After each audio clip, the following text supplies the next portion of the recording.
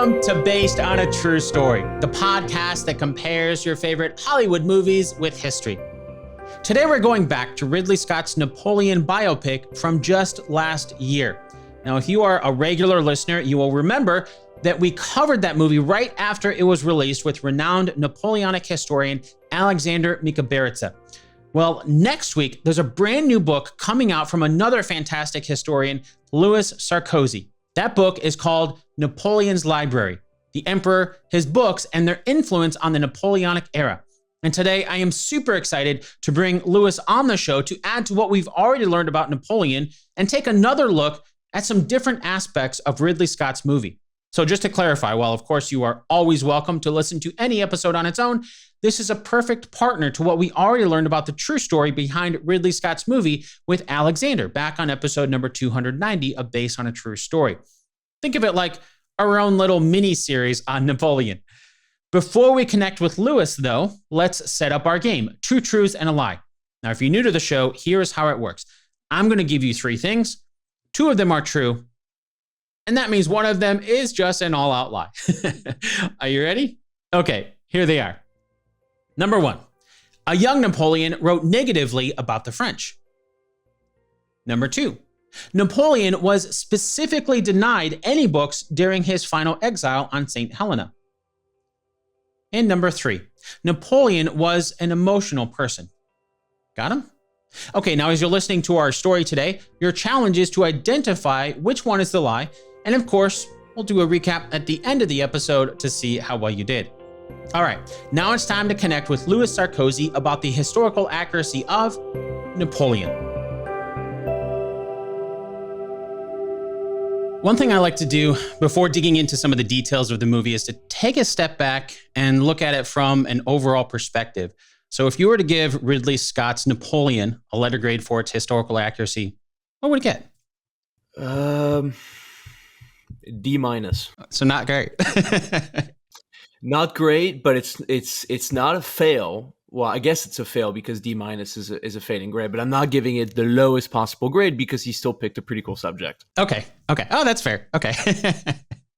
That's it. It's like getting your name right on the SATs. That's it. You get 400 points. And then the rest is garbage. He got Napoleon right. He got the name right. That's right. You got the name right. Yeah, that's it. Nice. Well, speaking of Napoleon, early in the movie, we see a young Captain Napoleon at that time at Toulon in December 16th, 1793, according to the movie. And he's leading the French in defeating British fort and destroying British ships in the harbor.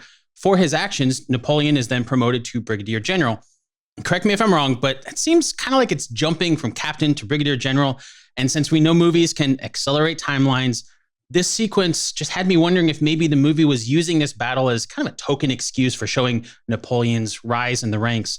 How did the battle at Toulon really impact Napoleon's military career? Well, actually, this is one of the cases where the movie is actually pretty right. It was a sort of shattering rise to the top. He was an incredibly young general, although not the youngest. There were others. And this is mostly due to the fact that most professional military officers of the French army had fled because most were aristocrats.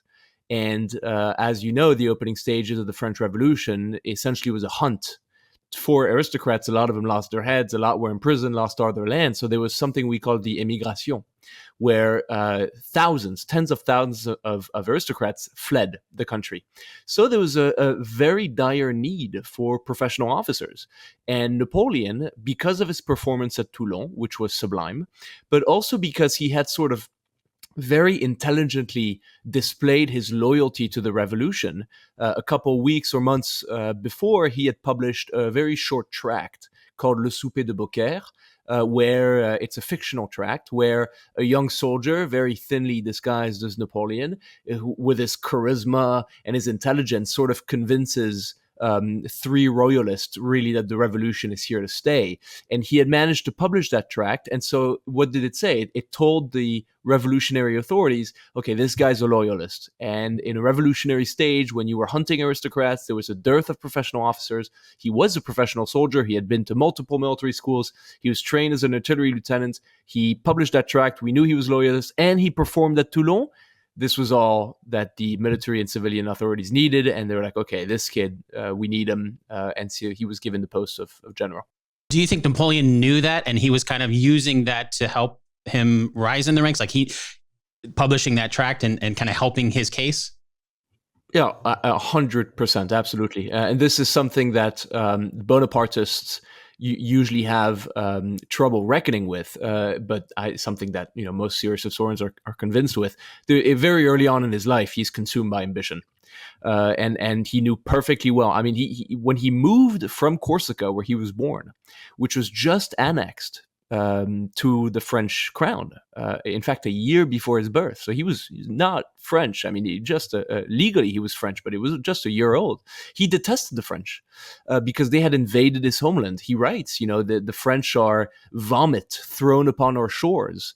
He writes a fantastic revenge fantasy where an outraged Corsican father, upon seeing the murder and rape of his daughters at the hands of French soldiers, goes on a rampage, murdering French soldiers. I mean, he hates the French, and yet he makes a conscious decision to serve in the French army because he knows that opportunity is in France and not in Corsica. He did try to make a name for himself in Corsica in politics and made a bungo out of the whole thing. His villa is sacked. His family's forced to flee. I mean, he completely, messed the whole thing up.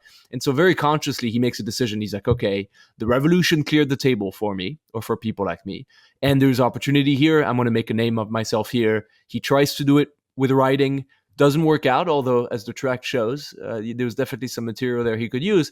But then he decides to make a name for himself militarily. And then, history picks up on him, and destiny, molds him into the man he became. That's fascinating. It's definitely not something that I got from the movie, because it seems like he's relying on his military strategy and military skill, which I'm not saying anything negative about that. But what you're saying with that tract, it sounds like from early on, he knew about this, like a bigger picture, like more than just the military strategy, but he was playing a lot of the politics too. He was a very gifted politician from the beginning. And in fact, his political evolution is just as fascinating, because he really goes from a devoted revolutionary until he grabs power, and then he becomes sort of the forces of conservatism. So he completely flips. And this is very evident in something I cover in my book on his readings, where as a young guy, he was a fan of Jean-Jacques Rousseau, who is sort of the prototypical revolutionary philosopher. He adores Rousseau. He reads him ad nauseum. He plagiarizes him. He writes basically copying everything Rousseau. And then when he grabs power a couple years later, he visits Rousseau's tomb, the man who had been such an influence on him. And, he says to the groundskeeper, who was bewildered to hear this, he says, history will tell whether it would have been better, whether that man or I should never have been born. So he completely does a 180 on Rousseau, and it just sort of tracks perfectly his evolution from the, absolute revolutionary to the absolute reactionary conservative. It's a fascinating political journey. Huh. Wow. Yeah. Again, it's just him having a much bigger picture. Even almost, it sounds like in the timeline of things too, of knowing like, okay, this is what I'm doing now, but maybe thinking a few steps ahead of everybody else. Absolutely. No, he was an absolute visionary, and he knew not only in his sort of ambitious calculation, but also in his view as a statesman, as a reformer. He knew when he needed to be a revolutionary, and then he also knew, and in fact ended all the negative aspects of the revolution. He ended the civil wars, he ended the mass beheadings, he ended the terror. He said, we must end the novel of the revolution and begin its history. So he kept all the good aspects of the revolution, sort of the equality before the law, the end of the privileges, the religious freedom, and he ended all of the nonsensical or just purely genocidal aspects of the revolution. So in a way, he's the child of the revolution and its perfecter. He's the man who brings it and cements it, and keeps all the legacies up to today, but getting rid of the nonsense like the cult of the supreme being and the 10-day calendar. And he gets rid of all the nonsense and keeps the really good advances. If we go back to the movie, after Toulon in the movie, it shows two events that seem to be important, but the movie rushes by them so quickly. I kind of had a hard time following just how significant they were to the overall story. I'm referring to the end of the Reign of Terror, which the movie shows as July 27th, 1794, where, again, the movie shows like 41,500 prisoners being, and then quickly after that, it's followed by the Royalist insurrection on October 5th, 1795, so over a year later. But that's only like 15 minutes of screen time, so it doesn't really explain much of what's going on. Can you fill in some more context around how these events fit into the bigger picture of the French Revolution? Yeah, absolutely. And by the way, just on the movie critic side, I couldn't agree more. And that was the first impression I had, which, oh my God, this is so fast. I mean, you don't, I mean, you would have to be perfectly familiar with the story of the revolution and Napoleon to get anything. That was my impression, at least. Like, if I had never read or maybe, learned about Napoleon in school once or twice, and I went to see the movie, I would be completely lost. But so, yeah, so the Grand Terror, as we call it, which is basically not exactly this, but basically, in order to tell a short and simple story, coalesces with the reign of Maximilien Robespierre. Which was this fanatical Jacobin, and who, I mean, it's peak revolutionary, peak fanaticism. We're guillotining everybody. There's appel au meurtre in the media. And so he himself falls prey to that after a while, thanks to some political machinations from the other side and even from some of his allies. He gets guillotined. And after that, there's sort of a big sigh, especially in Paris, but in all cities. And people say, maybe, okay, we should, chill with the mass guillotinings and the executions and the hunt for constant enemies and demons. And so there's a bit of a calmer revolutionary government that installs itself. But by no means does this mean an end to social, political, and economic tensions in the country. And this is reflected a year later by a mass royalist uprising. So there's a famous quote, which says, nowhere is an endangered regime more in danger than when it's trying to reform itself. So it wasn't exactly trying to reform itself, but I think, going from absolute repression to sort of letting go, it sort of lets these centrist elements surge back up to the surface. And that's what we see with the royalist insurrection in Paris. And then, it's a perfect storm. Napoleon, who had published the Revolutionary Tract, who had performed so well at Toulon, who was in need of a job and an assignment, suddenly gets the opportunity to defend the revolutionary government. I mean, this is something you see at that episode in Napoleon's life, but in so many other episodes, it's like the perfect storms for his ascension. The man is exceptional. There's no doubting it. The military genius, the political acumen, the energy, the hard work ethic, the great allies, etc. But also, the environment is so perfect for a man of his abilities, that the situation is so well suited to a man like him. I mean, it really is like the first phrase of that wonderful series of novels about Philippe le Bel, Les Rois Perdus, I think it's called. The first quote is, history is a novel that has been. And it's like you could take all the Hollywood screenwriters in the world and they couldn't write a better build-up than what actually happened in the late 1700s and early 1800s with Napoleon. So yeah, royalist insurrection, he saves the government, and then, his career completely takes off after that. That's a really great point, because that's something that I didn't even think about as I was watching the movie. It's, a movie called Napoleon. It's about Napoleon. So you kind of assume that he's behind a lot of the things that are going on, but there is a much bigger picture, and you kind of get a taste with those couple little events, but because it doesn't really show very much, you don't know that there's this bigger environment that is helping Napoleon's rise, and he's taking advantage of it, of course. But there's this much bigger picture that you just get hints. The first half of his life, he's essentially the luckiest man on earth. Listen, if all these opportunities fell on somebody else, we probably would never have heard of him. I mean, he was an exceptional. I mean, I'm happy to talk more about his qualities, but he was a bizarrely talented man. In fact, he was a bizarre man in so many respects. But you're absolutely right. It's the revolution cleared the table for him.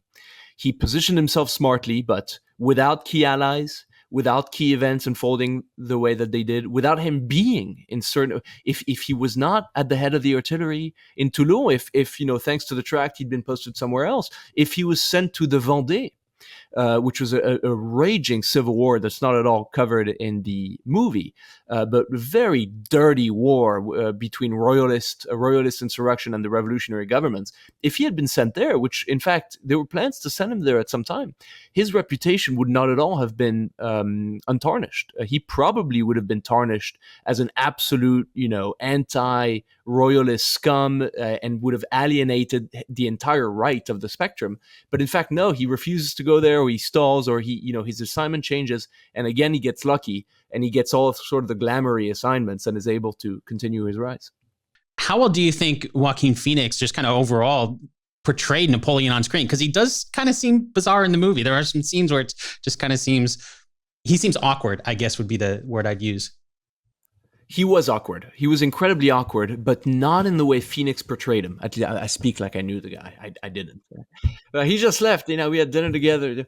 But no, but I mean, the good thing about him and the era is that we have so many sources. I mean, we are drowning in material. I mean, a waiter who served him wine once wrote a memoir. I mean, he's the guy who's had most material written on him in the history of mankind, right? It's about a book and a half a day, every day since his death in 1821, right? So it's absurd, the bibliography. So we know a lot of what he was like, but we're never really able to pierce the inner shell. But Phoenix himself plays him as awkward, which he was, but doesn't portray at all the intense emotionality of the character. And that's somebody that everybody who met Napoleon immediately saw. He was a Mediterranean. He wore his emotions on his sleeve. He was prone to incredible bouts of anger. He was prone to intense expressions of love, as is evident in his letters to Josephine. He could scold and humiliate, and then in the next second, he could inspire and push people to follow and to lead to him. I mean, this is a man who quite directly inspired an entire generation. People were awed by him. When he walked into a room, his charisma was electrifying. People rushed to their deaths, following a simple gesture of his hand or way. So he was an extraordinary man. He must have been extraordinary to see. A lot of people talk about his eyes. Blue-gray eyes. His style was, he would walk into a gala or a dinner or something, and he would walk to like very energetic, sort of fast-paced, short steps towards the person of interest, and he would bombard them with questions, staring at them in the eye. So he would walk up to a chemist and talk about this reaction and that element and that reaction. He would walk to a mathematician and talk about that equation and this equation. He would knock to a theater writer, to a producer, and he would talk about that play or this play or Corneille or Racine or Voltaire. He would walk up to a politician and talk about taxes. He would walk up to the founder of a girls' school and talk about the new regulations that were needed for the girls' school, and then leave. And all this happened in 30 minutes, right? So he was incredible energy, incredible charisma, incredible breadth of mind. This is a theoretician of theater. This man is an expert in military and politics, a fan of philosophy, somebody who read intensely on a variety of different subjects, who impressed Goethe, the greatest living philosopher of the time, probably the greatest German philosopher of all time. He impressed Goethe with his philosophical and theatrical and literary knowledge. He impressed chemists and mathematicians with his knowledge. He impressed poets. I mean, he was an incredible man, and I thought Phoenix did not capture that sort of it factor. We got some of the awkwardness. We didn't get any of the emotionality. I mean, I think Phoenix cries sort of pathetically in his tissue, like twice in the movie. We get the entire sort of cuckold accent of his relationship. Nothing of the passion, right? Nothing. We get sort of, we see it as sort of a toxic relationship where they fight all the time, and then we get the intense sex, which doesn't seem to me to serve a particular purpose with the script or the character building, but nonetheless is in the movie. But we don't get any of the sort of almost childlike love that he had for that first woman, for Josephine. So I thought he played him very poorly, and in fact, even Phoenix himself had said when he got on set, I didn't know how to play him. He himself admitted that there was almost no research done. And when asked after the movie came out, how research was, Mr. Scott said, I don't really read historians because they weren't there. Well, that's good, Mr. Scott. That's really communicating your just in-depth knowledge of historiography with that statement. Especially, I mean, as a Frenchman, anybody could say this, but as a Frenchman, especially, we have historians who dedicate 50 years to the study of one set of papers, who study one character. The sub-assistant to the secretary. We have people devoted their lives to the study of one battle. And when you combine all of that knowledge acquired by literal historical geniuses, both dead and alive, we know. I mean, this is a science, right? It's not conjecture. We're not antiquarians of the 19th century who barrow through archaeological digs and ruining them in the process. Like, this is a very serious discipline. These are very serious and smart people who do extraordinary work, who use evidence-based reasoning, but also archaeological evidence. We know, right? And so for Mr. Scott to be so condescending and dismissive of history as a whole is quite scandalous, in my opinion. It's one thing to say, listen, I'm making a movie, not a documentary. Perfectly fine thing to say for a director. It's quite another to say historiography does not exist, which is essentially what he was saying. And that's what the scandal is, in my opinion. Especially for somebody like Napoleon, who, as you pointed out, like, there's so much information on him that there's just so much, like, and there's really no excuse. There's so much. And listen, we're not talking about ancient history here. This was yesterday morning. This is literally yesterday morning. I mean, this is where he's 20 years away from the photography. Right? We're 20 years away from having a picture of him. Right? So if you're talking about Julius Caesar, and then again, that's a bad example because we have an abundance of sources for the Romans. But if you're talking about King Arthur or some Anglo-Saxon king of the 7th century, then yes, then you have an argument. And we have a real problem with sources. And listen, I've read the Venerable Bede. The Anglo-Saxon historians are going to claw me here, but I've read the Venerable Bede. But apart from Bede, who do you have? I mean, we have some coins and some buildings, but apart from Bede, we don't have much. But with him, we have exactly what a judge would look for when doing a conviction, or an intelligence agent would have when trying to establish a scenario. We have thousands of independent sources from people with differing interests. And we have them over decades, and we have them in letters, and we have them in paintings and in private papers. We have papers that were supposed to be burned and that weren't. We have testimony. We have everything. I mean, we know a whole lot about the First French Empire and about Napoleon. If we go back to the movie, Napoleon talks about following in the footsteps of Alexander the Great and Caesar to liberate Egypt. This is in July of 1798. He talks about commanding like 40,000 men. He's already conquered Italy, something that we don't see. Again, it kind of skips over that. And according to the movie, his plan is to attack England through their Eastern Empire. We see a brief scene with Napoleon soldiers lined up against Egyptian soldiers. There's a single volley of cannon fire. Stones crumble from the pyramid behind the Egyptian soldiers. And there's one soldier on horseback, who I'm assuming is the Egyptian military leader, falls off his horse, seems to die, nobody else but just him. And then there's one round of shots, Napoleon walks away. So I get the sense that there's just a lot that we're not getting from the movie. It talks about conquering Italy. We don't see any of that. Even after the fighting that we do see in the movie, Napoleon's there for a single volley of artillery from the cannons, and then he just walks away as if they went to Egypt just for that one round, right? So again, I guess we're going to ask you again, can you fill in some historical context around this campaign that we're seeing in the movie? With absolute pleasure. So the Egyptian expedition, like my friends and I, we often ask this question, like, listen, if you could take a walk one afternoon anywhere on Earth and at any period, what would it be, right? And for the longest time, I mean, I'm obsessed with ancient Rome. It's always been ancient Rome, right? But the Egyptian expedition has crept up on my list more and more, just because of the unbelievable nature of that event. I mean, because yes, it's an amazing military expedition. Yes, it's a horrendous colonial venture. Yes, it's the largest Mediterranean fleet that was ever assembled. But he also brings 200 sculptors, poets, balloonists, chemists, cartographers, engineers, songwriters. I mean, he brings the famed savant.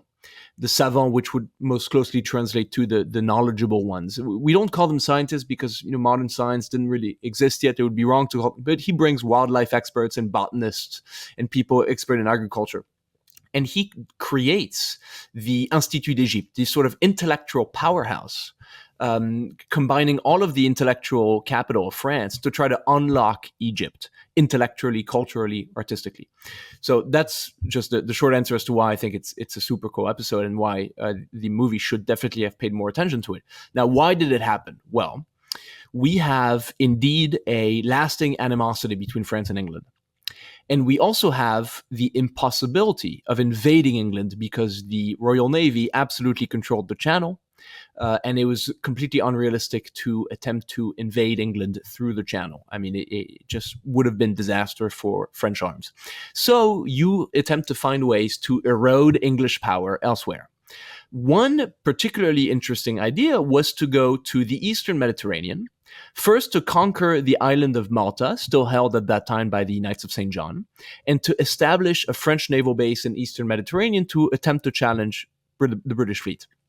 And then you take Egypt, which is still officially ruled by the Ottomans, but in reality is ruled by the slave caste of the Mamluks, just ripe for the plunder in a way. And you threatened the British trading routes to the Eastern Mediterranean and through Egypt to India. And you also, and this was pure delusion, tried to make the Ottomans acquiesce the conquest, bring them a little closer to France, and then possibly together threaten British India. That's the official idea. The unofficial idea is, listen, this guy Napoleon is incredibly popular. He is young. He is oozing with ambition. He has just conquered Italy, in fact. Maybe it's best that we don't keep him around our unstable regime when we are particularly fearful of a coup. So the government's like, so he dreams, so that's the official reason I gave you.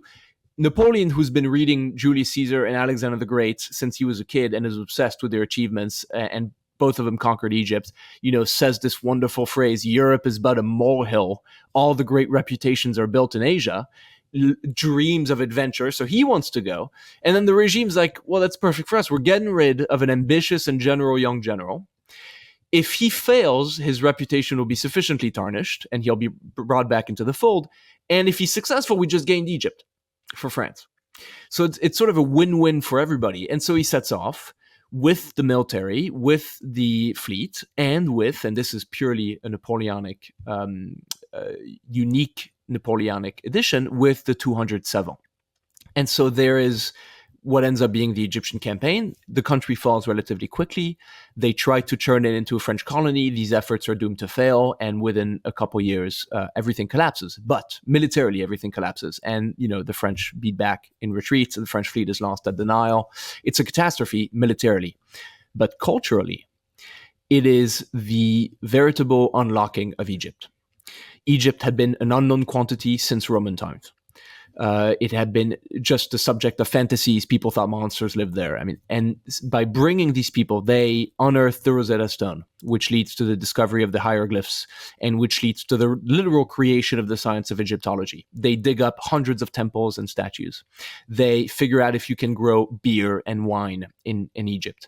They translate old Arabic documents. They set great scientific experiments where they even invite the locals and local intellectuals to try to see. They create the first democratic assembly in the history of the African continent. They print the first documents on the African continent, the history of the African continent. So you have this efflorescence of intellectualism and culturalism. It's sort of the ultimate Enlightenment experience. It's rife with racial prejudices, of course, but it almost doesn't matter compared to the heavyweight nature of the discoveries that would be meant there. So you have this extraordinary series of events. They create the Institut d'Egypte, sort of the intellectual center, in what was the old harem of the Mamluk Sultan. So in a place where untold and ungodly things happen, now you have sort of awkward, nerds in their heavy wool frock coats talking about the flight potential of ostriches. It's absurd.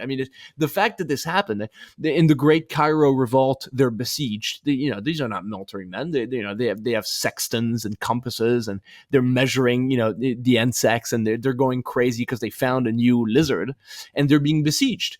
And so they defend themselves, throwing tools and stones and mirrors to try to stop the enraged Egyptian mob from breaking in. It's an exceptional moment. And of course, the impact is massive because it literally creates archaeology, it creates Egyptology, and it kickstarts about 2 centuries of what is called Egyptomania, which is a fascination with all things Egyptian, which persists to this day. The first great mummy novels and pharaoh novels date from the decades after the expedition. The fascination with the pyramids date from this. The reason we have an obelisk in Paris on a pretty famous square, the reason we have a pyramid, the reason there is even buildings in the United States and all over Europe which are built in the Egyptian style. I mean, it started the fascination with the lotus flower, with Egyptian styles of hair, with Egyptian perfumes. I mean, it kickstarts 2 centuries of fascination with all things Orient. So this is something that would have been unthinkable if it was somebody other than Napoleon conquering it. So this is, the military aspects would have been the same if, say, Menou was in charge of the expedition, but the intellectual and cultural aspects is something distinctly Napoleonic. When you mentioned the mummy, I was thinking maybe that's why there is a scene in the movie where we see Napoleon, looking at a mummy. Maybe that was just, again, blowing by it very, very quickly as far as the movie, because it seems to be doing a lot of that. But maybe that's what they were trying to kind of give a nod to, that cultural side, showing Napoleon with the mummy. I hope you're right. I don't think so. I don't think there was that much thought. The scene with the mummy is the exact copy of a famous painting. Literally, you supersede them and it's the exact same thing. You see the savant in the back of the scene with umbrellas. They don't say a word. And in fact, he opens the mummy and the thing falls over. He spends 5 minutes in Egypt in the movie and then he leaves. I hope that this is really the ambition that Scott had, to draw attention to the cultural aspects. But I'm not too convinced. Knowing the intellectual capital of the rest of the movie, this would be some sort of overreach. Fair point. Well, you mentioned him leaving Egypt, and I didn't mention this earlier. You mentioned her a little bit, but before the Egyptian campaign, we see Napoleon marrying a woman named Josephine, and it was through her letters to Napoleon that we hear talking about following in the footsteps of Alexander the Great and Caesar. But then news reaches Napoleon of Josephine's infidelity, and so he decides to leave his troops and return to France. Was that the real reason that Napoleon returned to France?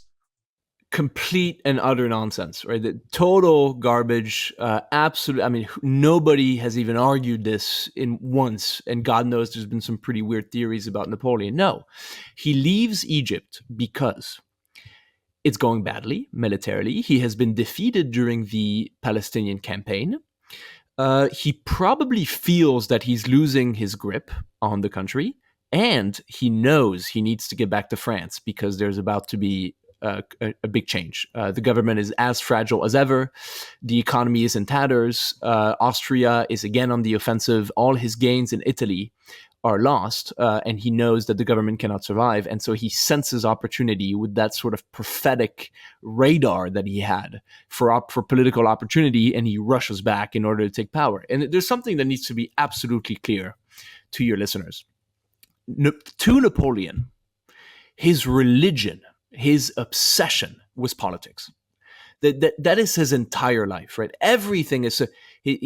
There's a biography of Charles de Gaulle that came out a couple years ago. The first phrase is, "All great men are crazy," right? And it fits perfectly with Napoleon. He would subordinate his health, his wife, his children, everything is sacrificed at the altar of politics, of political expediency, of better controlling public opinion, or of making his country more powerful or more predominant in Europe. Everything is sacrificed at that altar.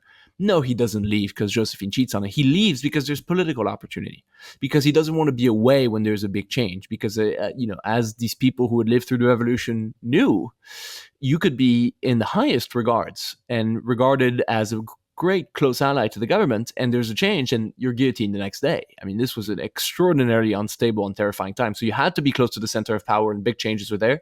He probably already knew that his time was near. And in fact, it proved to be so. He comes back from Egypt. He abandons the army completely, leaves them to their fate, leaves secretly, gets to France, and a couple months later would end up taking power. So clearly it was a calculated and successful gamble for him. Not the most honorable thing to do, considering the fate of his troops. And completely not what the movie shows. Except that he left. He left because Josephine is like, this is so absurd. I understand making a movie focusing on his relationship to Josephine. That is a perfectly fine angle. In fact, it's a very interesting couple, not at all the sort of power couple portrayed in the popular imagination, but fascinating couple, very touching, very human story between the two of them. Also, she, a very fascinating character. But to warp something so close to the actual man like that, in the effort to produce a rather mediocre movie, I thought was inexcusable. You can take all the liberties you want if you make a great movie. That is the ultimate hall pass. Like, you make a great movie, put him, fighting aliens. Like, I don't care, as long as it's a good movie. But if you're going to sacrifice truth and historical truth, you better have a good reason, and it better be in the result of a good movie. You can't sacrifice truth and then make a mediocre movie. That's inexcusable. Well, since you talked about the change in power there, according to the movie, when he returns to France, Napoleon returns to France, there's a politician there who asks for Napoleon's support to help a coup d'etat to keep France from returning to monarchy. And there's a montage of shots with soldiers. We can assume they're under Napoleon's command because he kind of seems to be the military guy as far as the movie is concerned. And these soldiers are forcing a bunch of politicians to resign. It leads to an emergency session in the assembly on November 9th, 1799, to try and pass a resolution that establishes 3 consuls. There's General Bonaparte, Citizen CS, and Roger Ducos, according to the movie. And then at first, the politicians oppose this idea, and they literally attack Napoleon. He runs away until he meets up with soldiers under his command just outside the building. And then he returns with the soldiers. The rifles are pointed at the politicians, and Napoleon's like, I guess it's time to vote. Is that an accurate depiction of how Napoleon became first consul?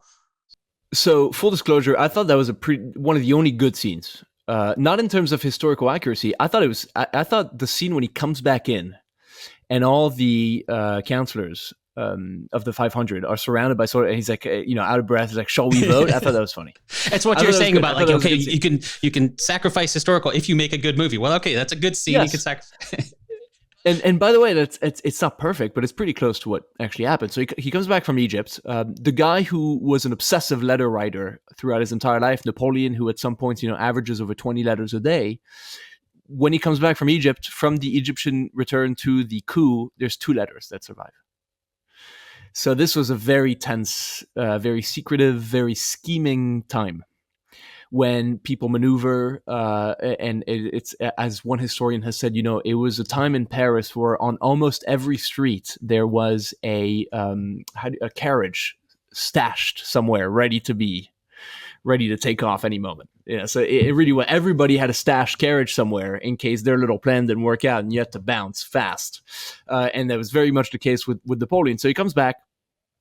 He evaluates all of the different coups that are being planned, and wants to pick probably the best one. Much of what I'm saying is conjecture because so little sources survive from this particular period because everything was burned.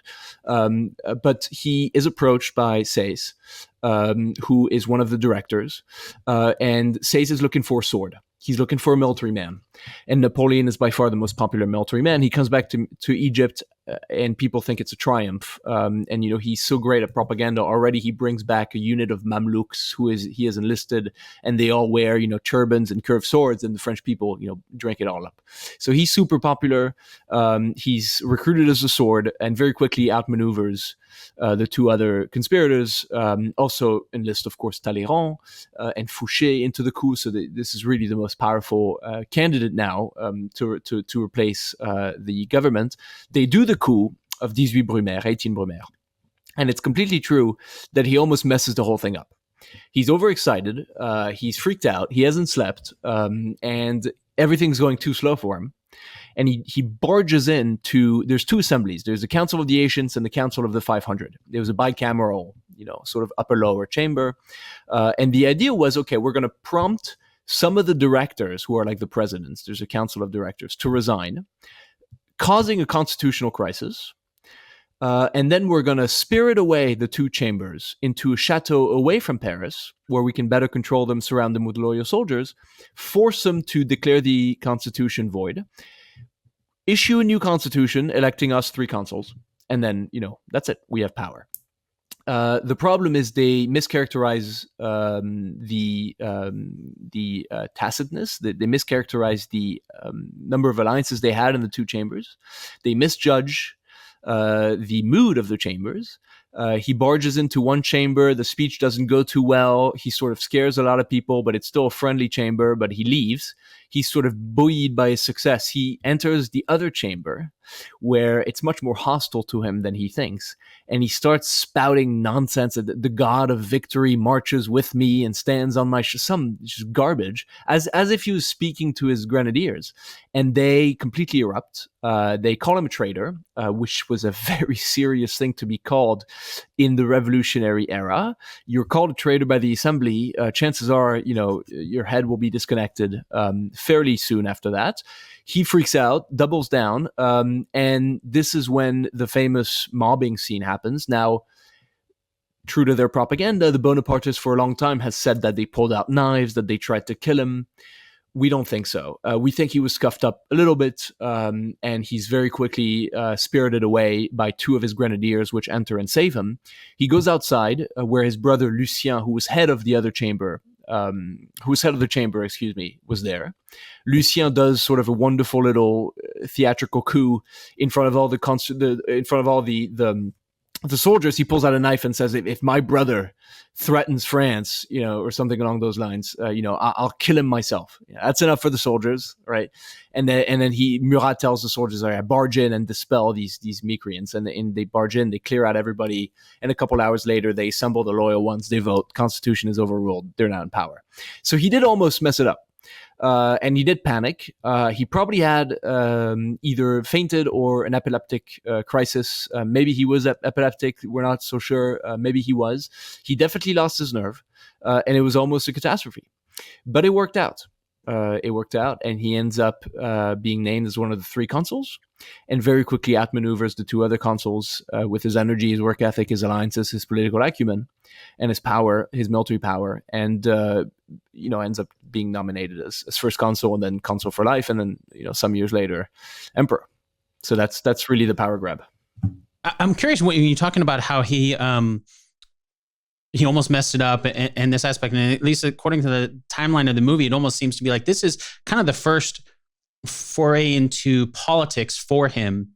Do you think that's why he was kind of messed up going in there, giving this political speech that you mentioned, might work for his grenadiers, might work for, the military, but it's not really working for politicians. And he had to turn around really fast and figure out how to deal with politics.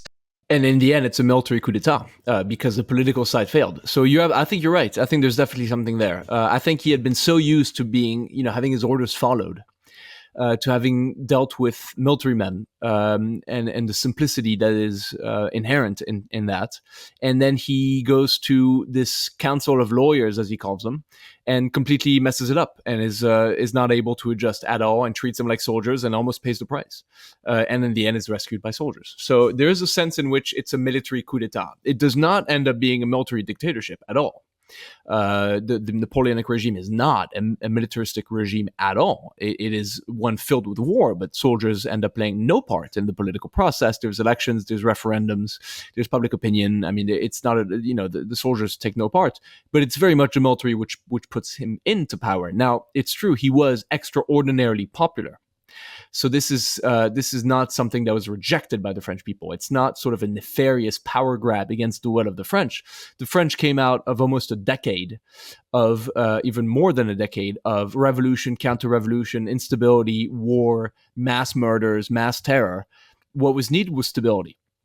What was needed was order and a return to order. And he brought that. He exactly brought that. So in many ways, it was the best possible thing that could have happened for France, for him to be able to squeeze the limits of constitutionality, shall we say, in the most diplomatic way possible, to take power.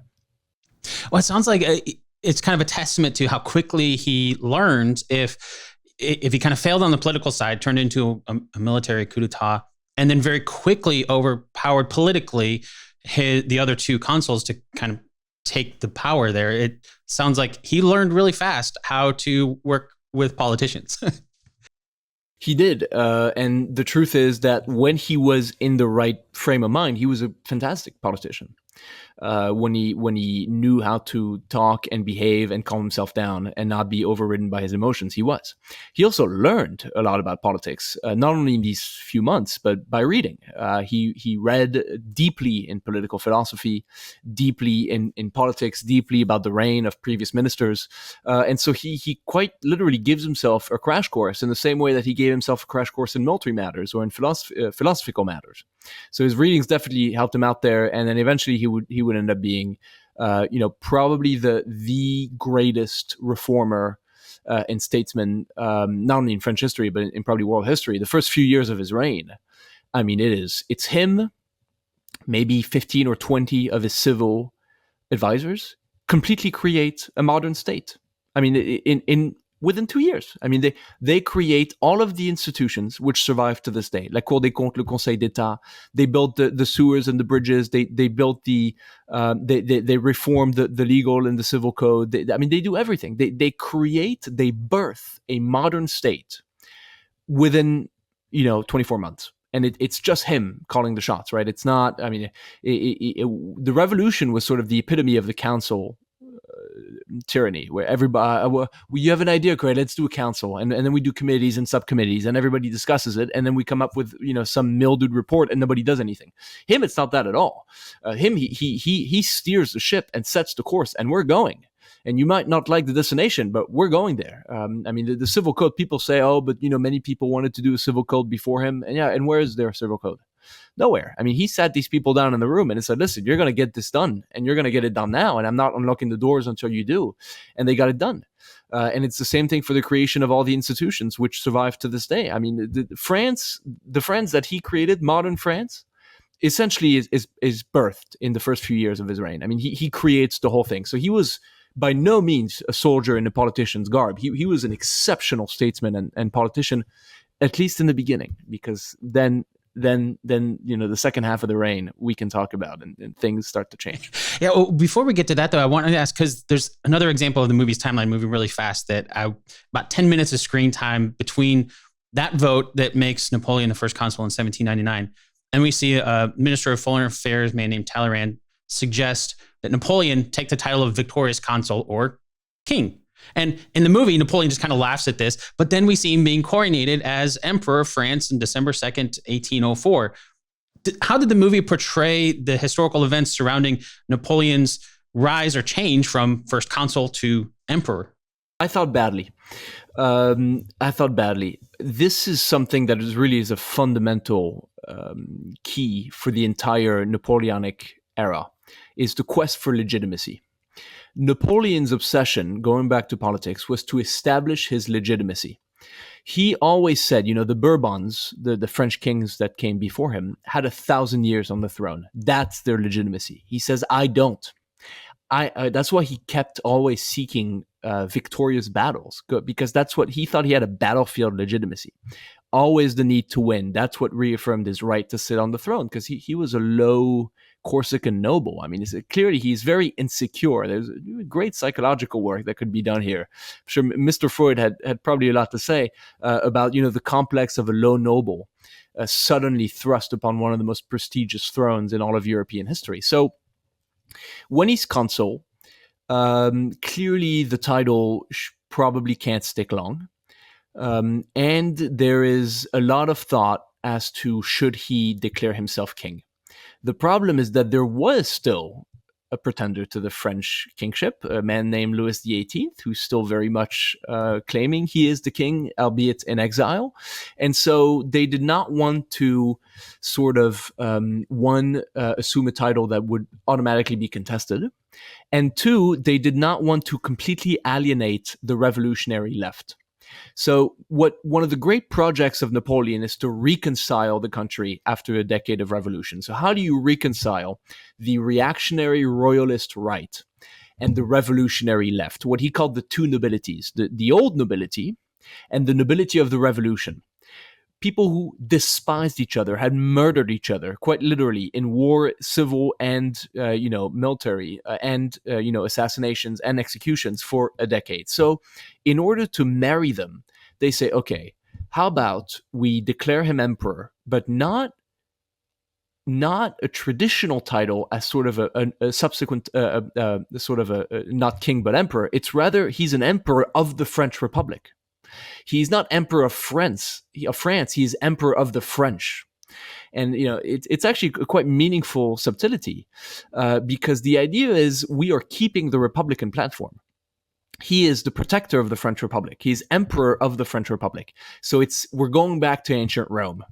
Is the idea, and we're marrying the two legitimacies. We're marrying the two nobilities. The revolutionary left. We're keeping the Republic. We're keeping all the good sides of the Republic, but we're also bringing the right along, saying, listen, we care about you. We care about your claims for legitimacy and order. So we're establishing hereditary monarchy. He's going to be an emperor, etc. This is a new dynasty, but it's a dynasty of the French Republic. So it was ultimately an unsuccessful attempt, but it worked for 15 years.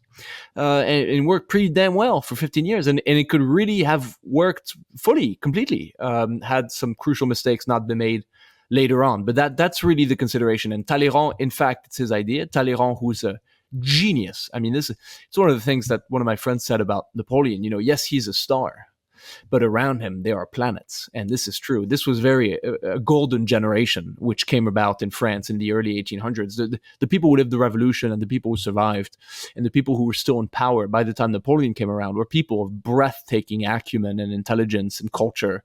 These were extraordinary people, from Fouché, Talleyrand, Roederer, Cambacérès. I mean, these are extraordinary people, and the military minds were extraordinary too. The Ney, the Murat, the Davout, the Suchet. So you have a golden generation of people here, and they create this project and they attempt this project and this regime, and it gives us one of the best stories in human history, albeit a short one. Yeah, and when you're talking about the people around him, the movie, it shows some of them, but it doesn't really focus on them a lot. But was there a point where they kind of recognized that Napoleon was the one to, for lack of a better way to say it, latch onto and be like, okay, this is the guy that can actually lead us? Because like you're saying, like he was just, from Corsica, who wasn't, a traditionally, have this dynasty of, French monarchs or, any sort of royal blood or any sort of legitimacy that goes back many, many years. So was there a point kind of flipped where everybody around was like, okay, this is who we're going with? Yeah, he seduces everybody. He absolutely does. I mean, by his work, by his energy, by his military victories, by his dedication, by his acumen, by his decisiveness, by his vision, he seduces almost everybody. There's this amazing quote by Talleyrand, who was famously probably one of the greatest wit in the history of mankind. And he says, just as Napoleon took power, he says, if he survives a year, he will go far. And it turns out that's exactly right. I mean, the first year is when it's most precarious, and then if he survives it, then he went far. No, and this is a theme that keeps going back even to his time at the first Italian campaign. He arrives, he's named general, he's a 20-something-year-old kid. He literally got it because of politically he was an ally. He also did great at Toulon, but it's not particularly worthy as a single event to put you in charge of one of the greatest armies. And he defeated the royalist revolt. He arrives there, and all of his subordinates are more experienced than him. And so they all despise him in the beginning. And in a matter of weeks, he wins all of them over by his energy, drive, and dedication, his willingness to ask questions, his absolute porous nature in terms of taking in new knowledge. So he constantly seeping. Like he there's a quote, he walked into the cartographer's office and he asked 1 million questions over like 3 hours, and the cartographer was shocked because it's like this is all information that he should have known, right? And that other generals would never have asked because they knew they should know this, and so they would have persisted in their ignorance because they didn't want to sacrifice, a pride or an image. He didn't care. He's like, no, I need to get this done, right? So he wins everybody over. He completely reforms the army of Italy. It was a poverty-stricken army, morale-stricken army. He disbands disloyal regiments. He kicks away bad colonels. He requisitions buttons and socks and boots, things soldiers actually care about that are not glamorous, but that actually make armies fight. He creates a new arm of the artillery. He requisitions horses. He completely revamps the logistical contracts. He reorganizes everything. And this is all in like 3 weeks. And everybody's like, oh God, okay, this guy is serious. This is somebody. I mean, this is not just a political appointee. And then the proof is in the pudding, because they go on to humble probably Europe's oldest and most prestigious monarchy, win a series of completely unexpected victories. The French Republic waited, basically was expecting nothing from the Italian front, and forced the Austrian monarchy to sign a peace treaty some months later. So this is clearly somebody who was capable of seducing either military or politicians around him, and that's pretty much what he does, almost single-handedly. Well, if we go back into the movie, after Napoleon is emperor, we see him on the battlefield again. And this time he's against two other emperors. On the other side, there's Tsar Alexander I of Russia and Francis of Austria. And this is at Austerlitz on December 2nd, 1805, or as the movie points out, the 1-year anniversary of Napoleon's coronation. It's bitter cold, and Napoleon's strategy seems to be to lure in the Russian and Austrian forces. And his strategy seems to work, according to the movie. They rush the French forces on the open ground. They're completely unaware that Napoleon has cavalry waiting on high ground, watching the whole time. And then after a while, Napoleon orders the cavalry to join the battle below. They overrun the enemy, forcing them to retreat. But then Napoleon orders the cannons to open fire on the retreating soldiers. And turns out this is actually a huge lake, and they all fall into the icy waters. Is that how the French defeated the alliance of Russian and Austrian forces at Austerlitz? No. This is absolute nonsense, and the true story is, of course, much more interesting and much cooler than the Hollywood cheap. But it was bitter cold. How much cooler can you get? Wow, that was. Oof, I'm gonna have to end it here. This is. We all gained 10 pounds from hearing that. No, I respect a good pun once in a while, I have to say. No, the battle's not at all like that. Napoleon picks his ground very carefully.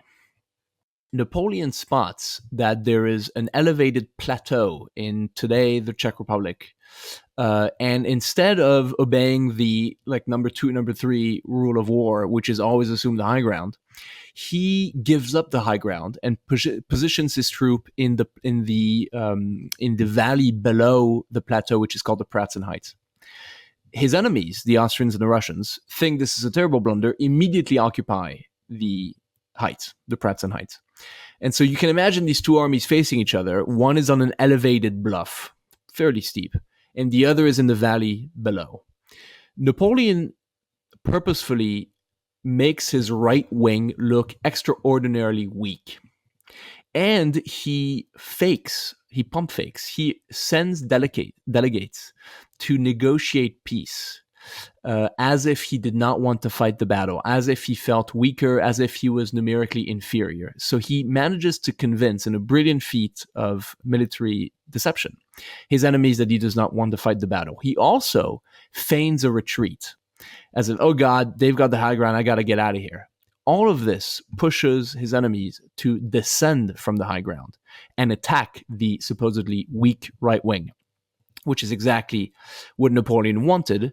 To make a long story short, as the Austro-Russian army descends on the weak French right wing, reinforcements arrive immediately, the right wing stiffens, and he launches a perfectly timed counterattack right in the middle, which cuts the enemy army in two.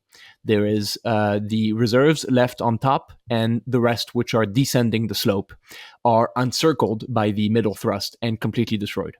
And the top guard is the reserve, including the Russian guard, is finished off on the top now that the terrain advantage is nullified. So it is the absolute masterpiece of his military career. Everything that he expected was going to happen happened. It is the perfect example of his genius. And the lake episode is pretty contentious because we don't actually know it happened. He certainly, for example, we never found any musket balls or uniforms at the bottom of the lake. no weapons, etc. Archaeological digs have been done there, and there's nothing at the bottom of the lake, and you would expect at least some stuff to remain. We do have sources mentioning it. The problem is Napoleon quickly picked up on it, and his propaganda churned it out, ad nauseum.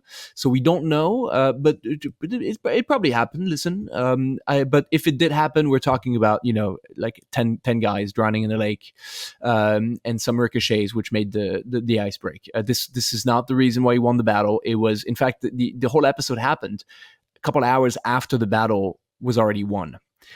So it's a complete sideshow. It's a sideshow of a sideshow, and it's completely insignificant as to the actual outcome of the battle, which was won by that brilliant deception and then the middle thrust, which was the tactical maneuver of the century.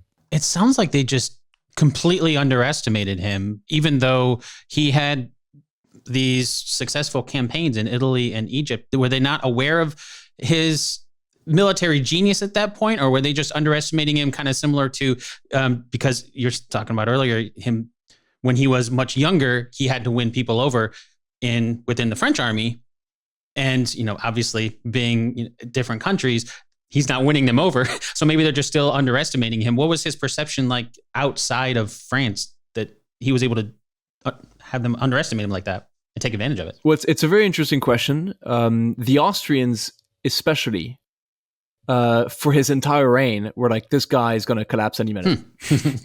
And it sort of makes sense because, as Kissinger has written, in his book on Castlereagh and Metternich, and I think he writes brilliantly about the Habsburg monarchy and about Austria in the 19th century. This is the ultimate conservative power.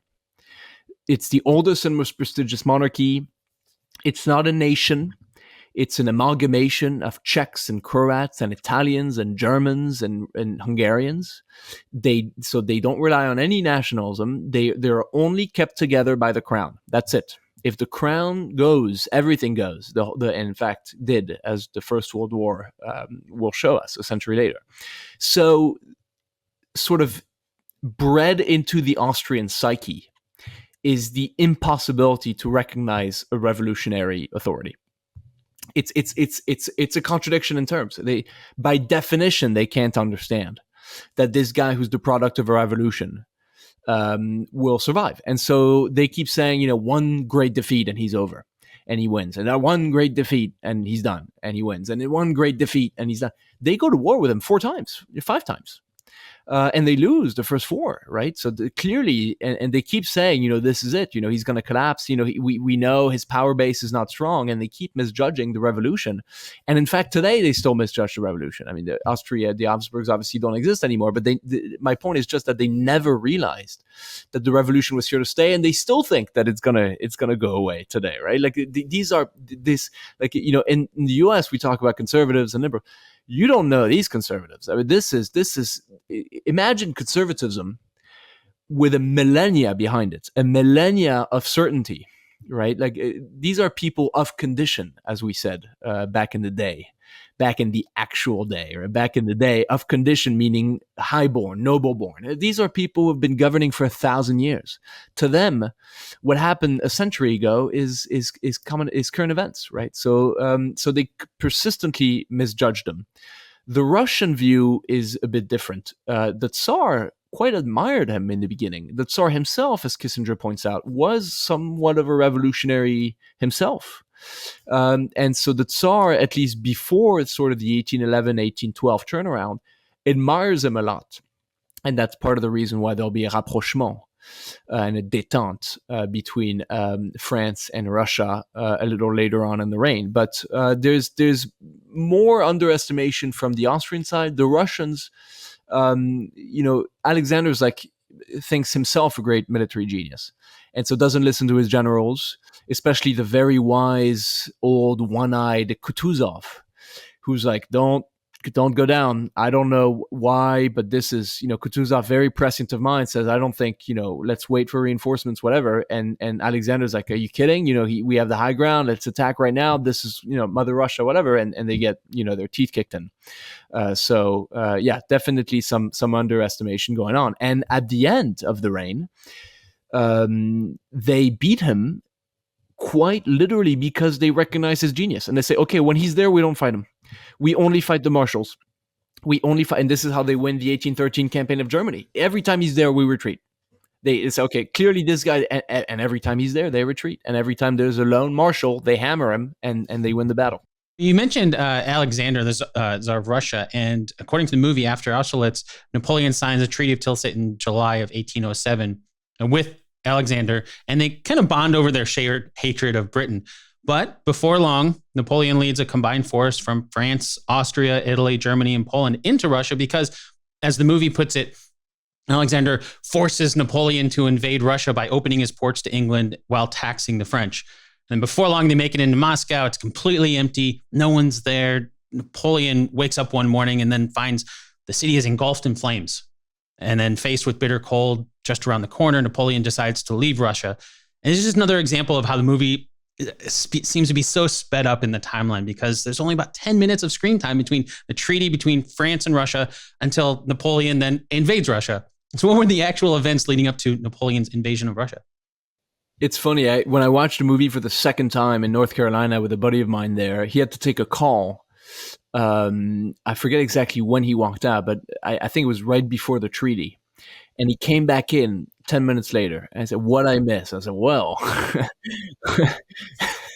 well, just a few things. Just a few things. He had missed, everything from the rapprochement after the Battle of Friedland, the Treaty of Tilsit, his second marriage, the birth of the son, the Russian campaign, and the failure of the campaign and the retreat."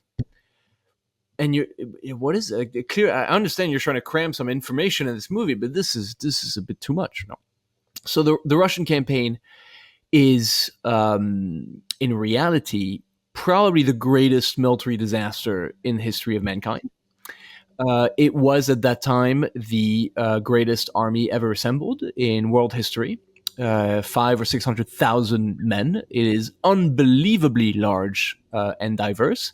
And Napoleon goes to war, and this is eerily reminiscent of some of our current conflicts, without any war aims.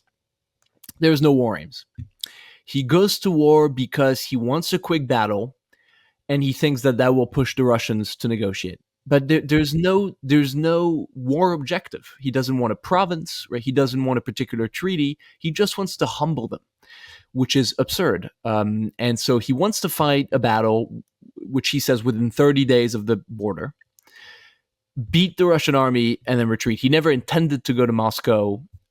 He never intended to have any sort of lasting occupation, but he gets drawn in by the genius of the Russian defenders, who know exactly what he's like, who know what he wants, and who lure him in progressively. It's true that the continental system itself, a disaster and debacle, was a large reason, but this is not a war aim.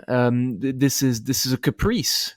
It's a tantrum, and to expect Russia to stop trade for no gain with what was its largest trade partner, Britain, was absurd. And it sort of goes back to the ultimate Metternich conclusion, which is that any international system which relies on coercion is bound to fail. What you need is to uphold people's interest and really incite them into your system. The coercive continental system was never bound to work, and it highlights Napoleon's ignorance of many things, financial and economics, something he never really grasped. So he goes to Russia with no war aims, with the largest army ever assembled, with reluctant allies, the Austrians and the Prussians, which each have a corps in his army. He gets drawn in because they refuse to fight a large battle. Eventually, they do fight a battle right at the gates of Moscow because Russian morale is suffering. It's a complete scorched earth policy, and they say, listen, we can't give up Moscow without a fight. The prestige blow will be too much. So they create a series of formidable defenses, and they fight what the Russians call the Battle of Borodino and what the French call the Battle of the Moskova. The Borodino being the village, Moskova being the river. And it's one of the worst battles to have witnessed or participated in world history. The casualty count is the equivalent of having a fully loaded 787 crash, killing everyone on board every 5 minutes for 10 hours. It is a nightmare, right? It is cataclysmic. Napoleon is no longer the energetic tactical genius of his younger years. He is established, obese, a little lazier, and instead of the great maneuvers and the great turning of the enemy's flank that characterized his earlier campaigns and his earlier successes, he opts for incredibly costly frontal assaults because he is more and more convinced that his troops are unbeatable, that he is unbeatable, and that the Russians are just a paper house, and if you kick in the door, everything will collapse. Of course, nothing could be further from the truth. He is shocked to hear at the low number of prisoners taken halfway through the battle, a very clear sign of the enemy's resolve. Much more of them are willing to die rather than to be captured. Completely miscalculates everything. The Russians were positioned on a series of great redoubts, which switched hands. I mean, some of them 20 times during the day with attack and counterattack and counterattack. It is murderous and disgusting. And at the end of the battle, you got a French corps commander who says he could walk the entire length of the 5 or 6 mile battlefield just stepping on corpses without stepping on the ground. And so it's a tactical stalemate. It's a draw because the French losses are bordering on unacceptable. But they hold the field, and the Russians retreated, which is commonly, attributed to whoever won is whoever held the field. But which just gave rise to this funny turn of phrase. Since it's a draw, it's a stalemate. You can say that the Russians won the Battle of Borodino and the French won the Battle of the Moskova. It's a funny way to turn the thing, but they do fight it, and Napoleon enters Moscow a couple weeks later. He is completely deluded himself into believing that the Tsar will accept a peace offer. He sends representatives to St. Petersburg to try to get the Tsar to negotiate. He waits weeks in Moscow as winter approaches, believing that the Tsar would negotiate and sue for peace. At the same time, the Tsar in St. Petersburg has turned into some sort of religious fundamentalist and has sworn a holy war upon the French, so not exactly in the mood to negotiate. And 2 or 3 or 4 weeks into Moscow, there is a reconstituted Russian army that suddenly surrounds the town, and a little attack, a little ambush on one of Murat's forces suddenly stings Napoleon into action. He's like, oh God, I've been here for months, and the peace offer is not coming. And so begins the infamous retreat. Now, it's very heavily emphasized for good reason, because the optics of it are barely believable.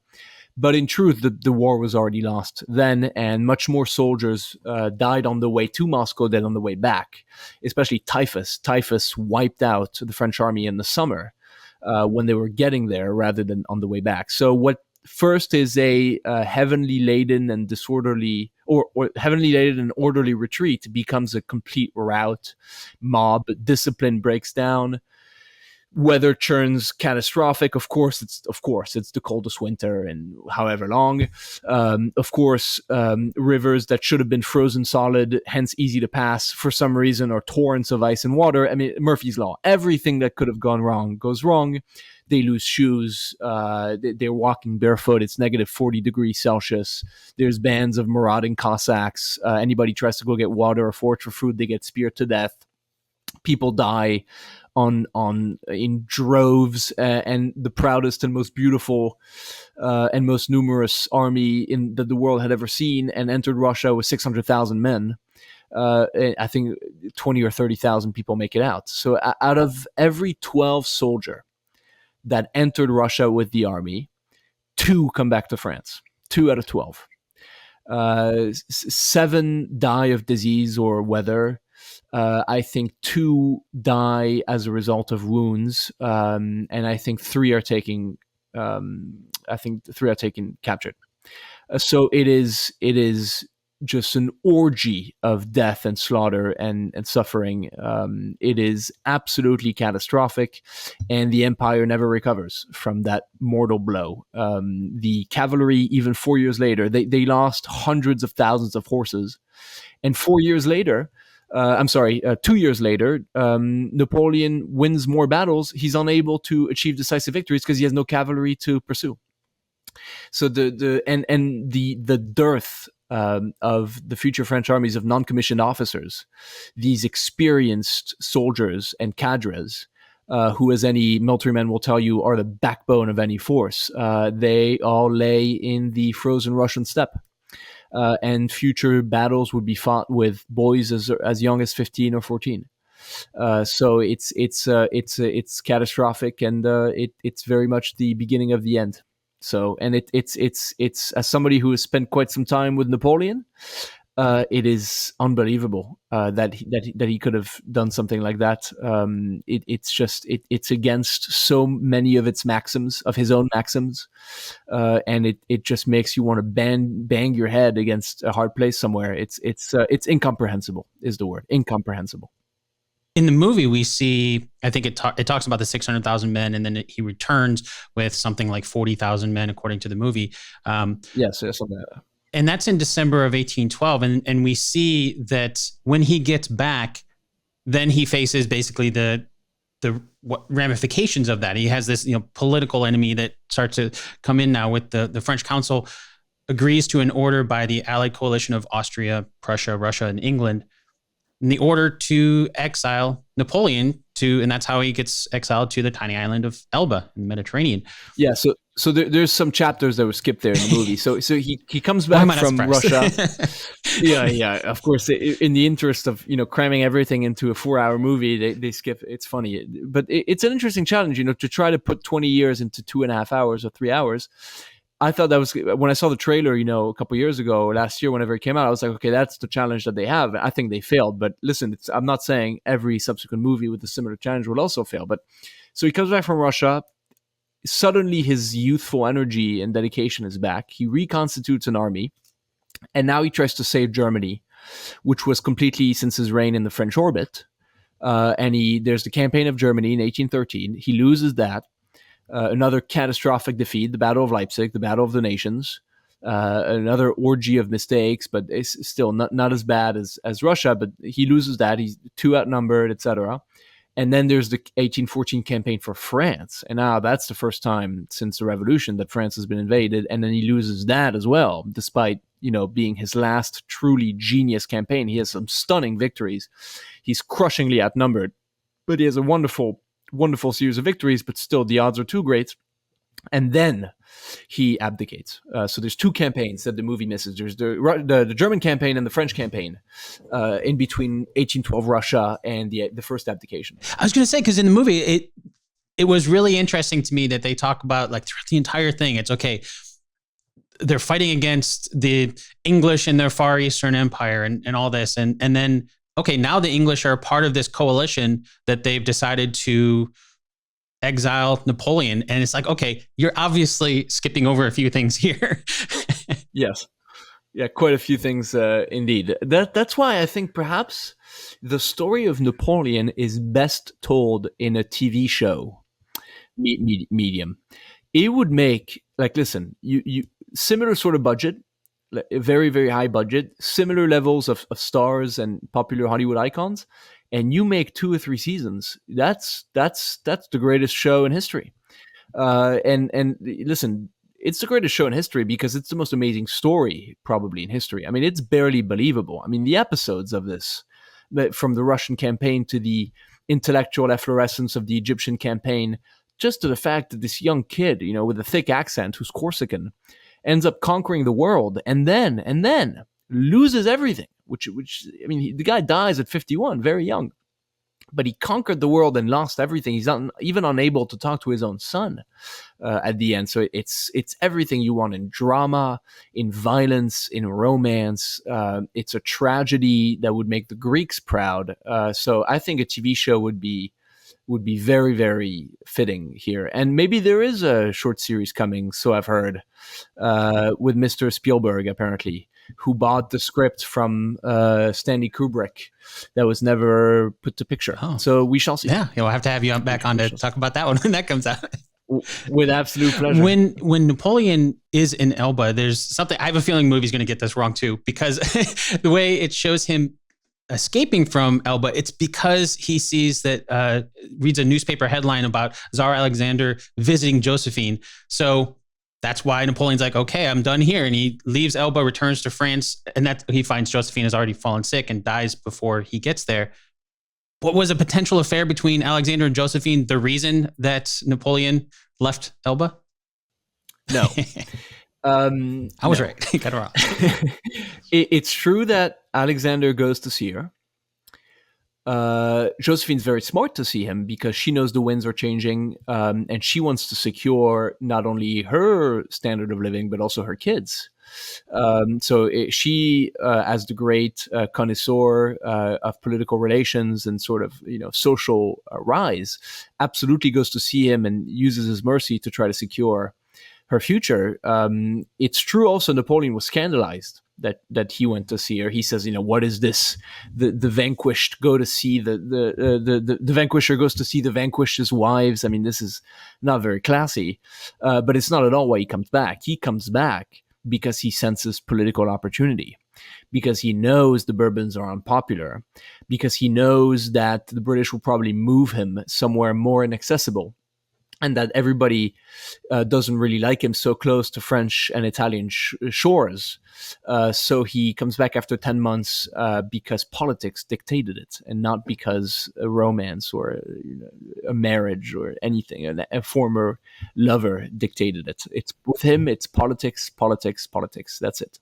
Well, in the movie, we see Napoleon return to Paris, and the French people seem to welcome him with open arms. The rest of the world, however, doesn't seem to be happy with Napoleon's return.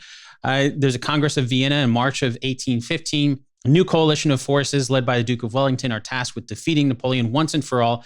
And there's a scene in the movie where Napoleon, he's talking strategy with his officers. He's talking about having like 125,000 men against a total of 500,000 men. But his enemies aren't a single force yet. So Napoleon's plan, according to the movie, is to try to defeat his enemies before they can unite. And the best place to do that seems to be near a place called Waterloo. So we see in the movie on June 18th, 1815, it's a rainy day. Napoleon's across from Wellington on the battlefield. And even though Napoleon wants to wait for the ground to dry, he's forced to launch the attack because some of his scouts find that Blucher's soldiers are close to uniting with Wellington's forces. So the battle starts. And before long, it seems pretty obvious things aren't going well for the French. And then Blucher and his Prussian forces show up, join the battle, and Napoleon finally admits defeat. How well did the movie do portraying the Battle of Waterloo? Very badly. Just a quick note, the 100 days, which is what we call the return from Elba to the Battle of Waterloo, basically about 100 days, is unbelievable, beautiful in terms of the legend, absolutely catastrophic for France. And I don't think, and in fact, I think we know that the French people did not welcome him back with open arms. The army did. The army was always his most loyal constituency. For the French people, it's a very uncertain time, and everybody is sort of on the fence, waiting to see how events play out. He arrives back in Paris in the middle of the night. It's true, there's a lot of old loyalists who are there to welcome him. It's a very moving, very emotional scene. But he asked a lot of people to be there that say, "Oh, I'm sorry, I'm sick, or I have a medical reason, or I'm not feeling well," and everybody wants to see where things are going to go. So it's a very ambivalent time, but it's very true. Everybody at the Congress of Vienna, Austria, Prussia, Russia, and England, and also Sweden and Spain say, "Okay, we put our differences together. We put our differences apart. Sorry, we stick together. We'll figure out how to reorganize Europe afterwards." The number one issue is defeating him. And they assemble massive forces everywhere. And it's true that there is the British and Prussian force that is in Belgium.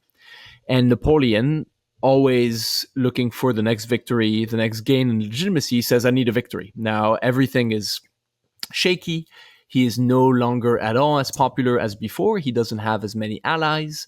His own regime and political alliances, both his right and left, threaten him. Everything is just, he needs a victory. and he attacks. The Waterloo campaign begins. He wins victory, but not decisive one because of lack of cavalry at Quatre Bras.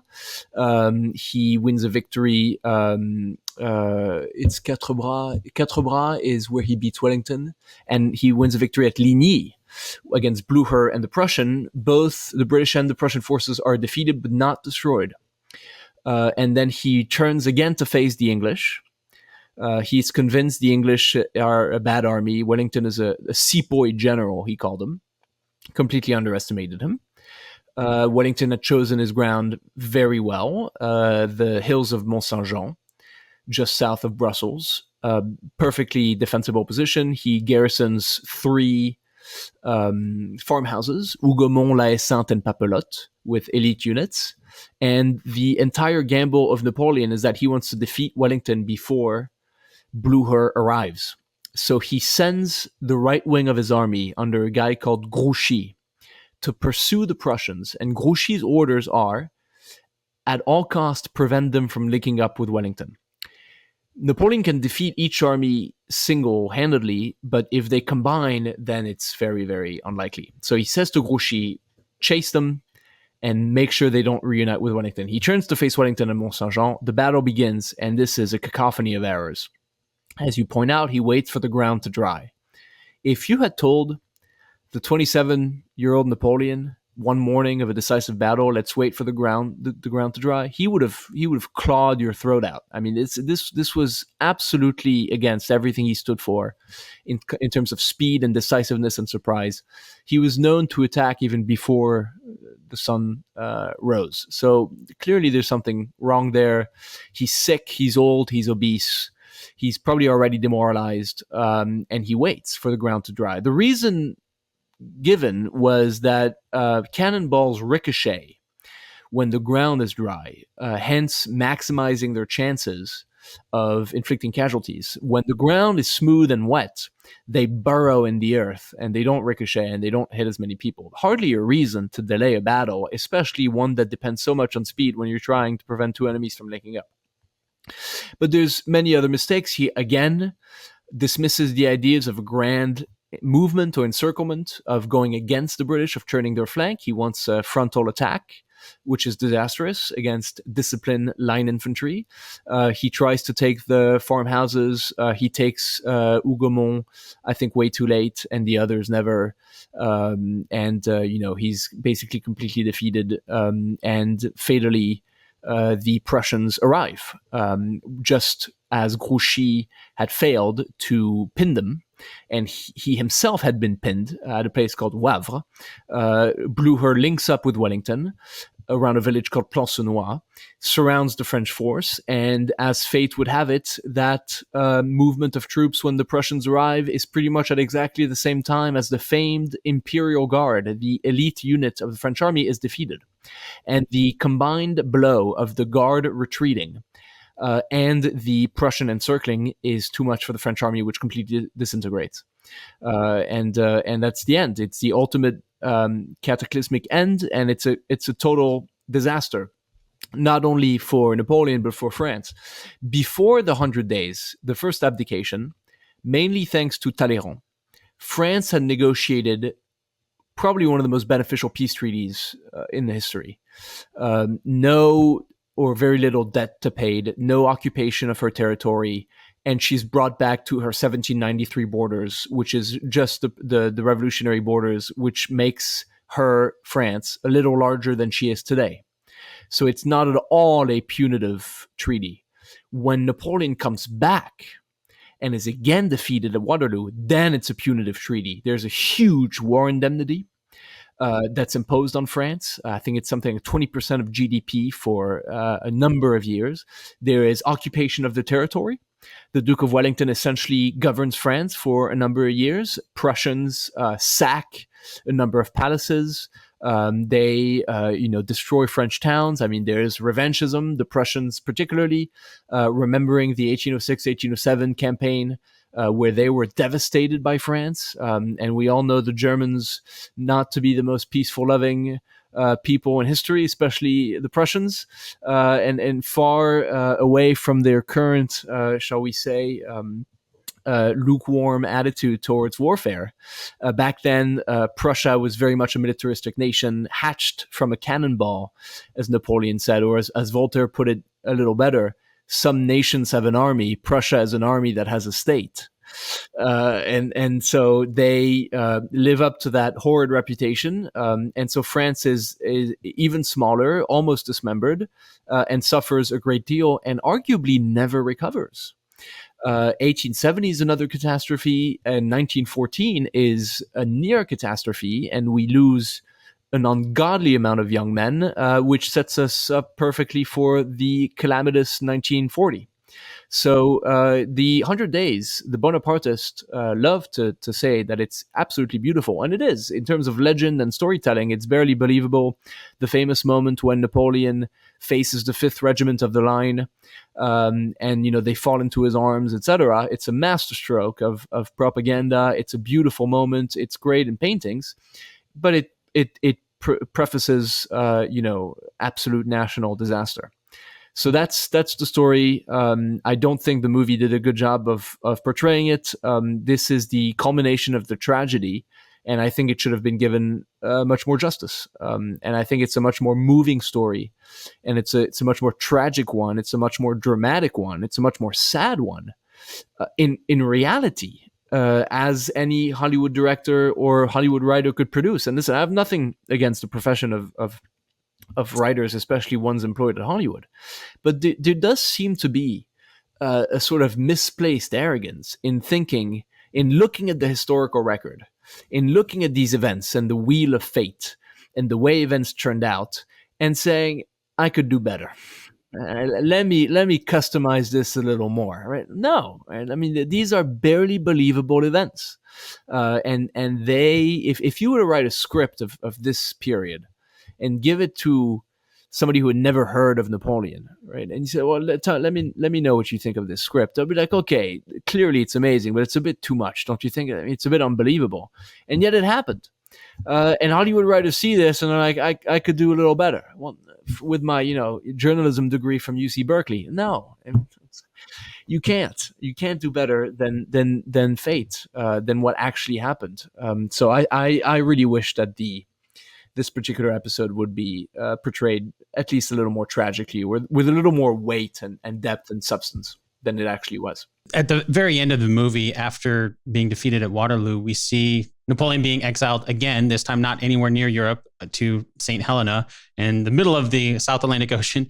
And the last sequence in the movie seems to show Napoleon kind of accepting his fate. Of course, the movie seems to imply that his reason for escaping exile the last time was because of Josephine, and she's passed away now. So Napoleon doesn't try to escape. He lives out the rest of his days at St. Helena until he passes away, still with thoughts of Josephine. Was that a pretty good depiction of the final years of his second exile? No. I've said that word a lot today. No. The scene on St. Helena in the movie is just as fast as all the other scenes. And in reality, he spent 6 years on St. Helena. Oh, wow. Okay. Not 10 minutes like in the movie. Not 10 minutes, 6 years. Wow. And it's a pivotal moment because that's what cements his legacy. If he died on the battlefield at Waterloo, he probably would not be as famous as he is today. But the fact that, as he himself recognized, he has to wear what he called the crown of thorns that England makes me wear, that he's exiled on a remote volcanic rock in the South Atlantic, 1,000 miles from any shore, is sort of the perfect ending to the tragedy that is his life. And he weaponizes that by writing his final work in cahoots with the Count of Las Casas, and they write the Memorial of St. Helena, which is the last Napoleonic battle. It's the one against posterity. And this is one that Napoleon ultimately wins because he cements in the popular imagination the Napoleonic legend forever. It's one of the best sellers of the 19th century. It portrays him as he was not at all a liberal, nationalistic, at least what he was not at the end of the reign, maybe a little closer to the beginning, but nonetheless, very few people remember his enemies. Everybody remembers him. You show his silhouette to any person in any country on earth, and they probably you can go to the remote valley in Afghanistan, and you'll probably find people who know Napoleon. I mean, it is unbelievable the level of impact that the hat, the hand in the waistcoat, the image that he has, and that's mostly due to his life, but also very largely due to that last Saint Helena phase. It is also a very sad and tragic phase. He gets to the island. Originally, he lives in a little bungalow near Jamestown, the city, the hamlet, the village. City is a big word, and he's quite happy there. But very quickly, he's moved to the mansion, which was being prepared for him, the Longwood Mansion. By the way, I live on Longwood Drive, and not at all on purpose. But the Longwood, I did not buy property. You think just because you think I would be that low? Pure coincidence. Pure coincidence. He lives in Longwood House, which is a good, fun house, a pretty house, but when you were used to the palaces of France, to the stimulation of the court, to the being the envy of Europe, it's a hard fall indeed. The climate is horrible. There is mold and rot everywhere. Humidity is miserable. There's rats that gnaw through his books, and etc. And so begins a very slow descent into depression and into disease, because he eventually succumbs to the stomach cancer that killed his father, and that was to kill one of his sisters. And so it's a very tragic period of his life. He reads a lot, he writes a lot there, at least originally, at least in the first few years. And it's the ultimate culmination. And it's not, him sitting at a table in perfect uniform, keeling over, as the movie portrays. It is just, a slow descent into hell up until he dies delirious in his bed. It's true, as the movie says, that his last words were "France Josephine Army." But I think much more interesting, because he was completely delirious at that point, much more interesting is the words that he mentions 2 or 3 days before, when he is in another delusional moment, and he tells something along the lines of, "I give my farmland in Corsica to my son." As if after all of the titles and all of the crowns and all of the victories, he came back to what he was, which was a low and humble Corsican landowner. And that's what he, at the very end, that's what he says. My humble farm goes to my son in Corsica. May he grow it well. So it is a perfect sort of circle which comes back at the very end there, and then it finishes. He dies. Time stood still. The clock on the wall is stopped, and it still hasn't moved from the moment when they stopped the needles there in Longwood Mansion. And then legend took over, and the Napoleonic legend is born the second where Napoleon dies, and that's why we all know him today, love or hate him. Well, thank you so much for coming on to chat about the Napoleon movie.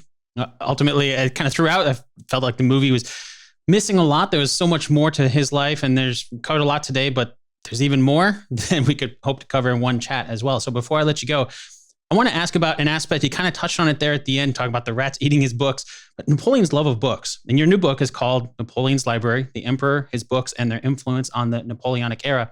We'll make sure to add a link to it for listeners to pick up their own copy. But before I let you go, can you share one of your favorite stories from the book as a sneak peek for our listeners who want to learn more about Napoleon? Yeah, absolutely. So as you rightfully point out, and thank you for plugging the book. I was not too shameless to do it, but I wanted you to be the first one to break the ice. So so I look at his entire life, everything we've covered, but through his love of literature and books, and the impact that they had on him militarily, politically, but also in his romance and his personal life. And so one particular story that I love and I find very touching is at the end of his life on St. Helena, he had a lot of trouble getting books. Throughout his life and his reign, rather, he benefited from France's immense fiscal and administrative resources, so he built these great libraries and had a steady incoming flow of thousands and tens of thousands of books. But on St. Helena, he really struggles to get books. And so a year after his arrival, He only brought about 580 books from France, which for him is, 2 months' worth of reading. And he gets a shipment of books that arrives on the frigate HMS Newcastle, I think it's called. And so on Newcastle, books arrive, and he's so excited to get these new books that when the boxes come up, he opens and pry them open himself with a hammer and scissors. Now, we say this to people today, and it's okay, he opened the box himself, right? But back then, right, the hierarchy, right, for the emperor to open the boxes with a hammer and scissors himself it simply does not happen, right? It's unbelievable. So he opens the boxes. He's so excited. He stays up all night reading his new books. And I think we have Marchand in the morning who gets into his room at 6 a.m. and finds him on the ground on his knees. And this is an old man by now, a relatively old man, And he, with books open everywhere, open on his bed, open on the ground, etc. And he looks at him. He's like, "Oh, I was reading them with my thumb." So it's going so fast, page per page, because he was so excited to get new things to read. So I think it's a perfect encapsulation of his fall. It's very touching. It makes him human. But it's also a good lesson that, if the great reformer, the great military man, the great politician, the great man of energy and action that was Napoleon spent his entire life reading constantly, then we all could read some more. And, next time, Sandra from Human Resources, tells you she wishes she could read more, but she doesn't have the time. You can roll your eyes with a little more confidence.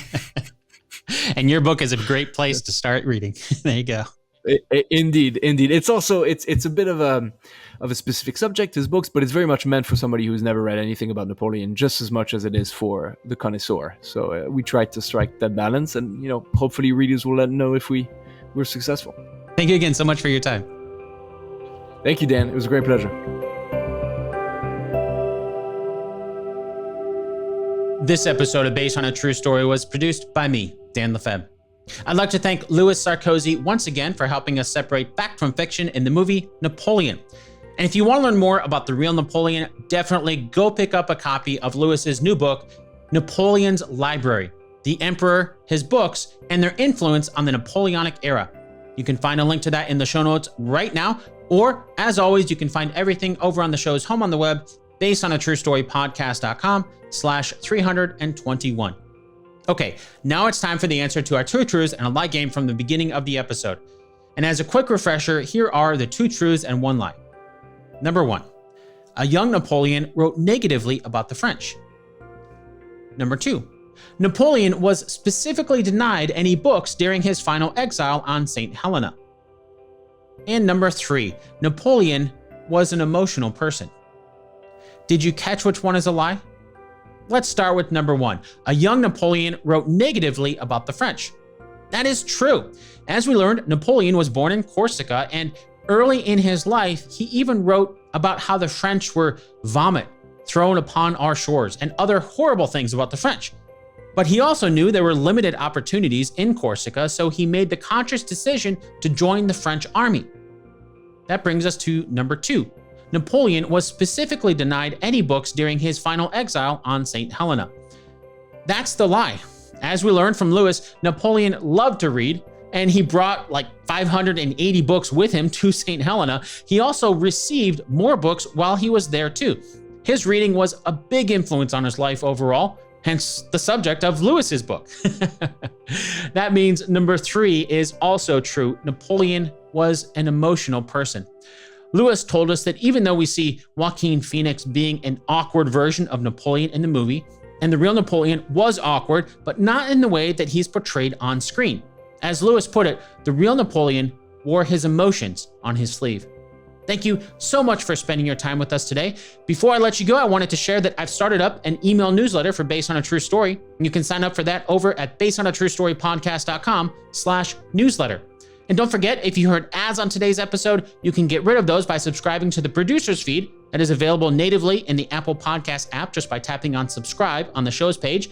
Or if you're using any other podcast app, you can access ad-free versions on the producer's feed over at basedonatruestorypodcast.com/Patreon. That's all for today. Until next time, thanks so much for listening, and I'll chat with you again really soon.